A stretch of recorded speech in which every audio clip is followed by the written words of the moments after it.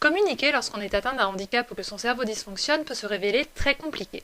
Dans les années 40, Charles Bliss, un ingénieur chimiste passionné de sémiotique, décide de se pencher sur le problème. Il met au point les symboles Bliss, une série d'images simples imprimées sur une planche, utilisables seules ou en les associant pour exprimer des idées. Par exemple, en combinant le symbole de la bouche avec celui de l'oreille, on illustre le concept du langage. Dans les années 60, ce nouvel outil est utilisé par des médecins canadiens, notamment avec leurs patients handicapés ou souffrant d'une paralysie cérébrale. Le problème, c'est que l'utilisation des symboles Bliss nécessite l'intervention constante d'un traducteur pour verbaliser les idées désignées sur la planche par la personne invalide. Quelques années plus tard, la femme dont je vais vous parler aujourd'hui va apporter une nette amélioration au système créé par Charles Bliss. Née en 1972 à London, en Ontario, Rachel Zimmerman est une élève brillante qui s'intéresse à la musique, à l'art, à la rhétorique et aux sciences. En 1984, alors qu'elle doit réaliser un projet scolaire, Rachel se penche sur les symboles Bliss. Elle cherche à faciliter l'utilisation de ces derniers par les personnes handicapées et à éliminer le traducteur. Comme Rachel se débrouille avec un ordinateur, elle met au point un logiciel permettant d'interpréter les symboles Bliss pour former des phrases en français ou en anglais.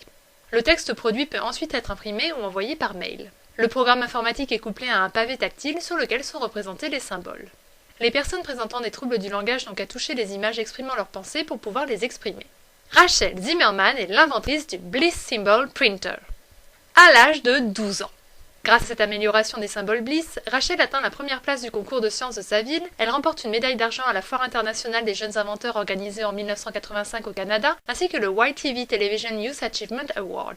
La jeune fille poursuit sa scolarité, aux États-Unis puis en France, et obtient une licence de physique en 1995 et un master en sciences spatiales en 1998. Zimmerman démarre ensuite un cursus en astronomie qu'elle doit rapidement abandonner à cause d'un accident de la route. Rachel travaille alors pour l'Agence spatiale canadienne et participe à l'élaboration d'un système optique pour la Station spatiale internationale. En 2000, elle intègre Caltech à Pasadena en Californie et depuis 2003, elle fait partie de la NASA.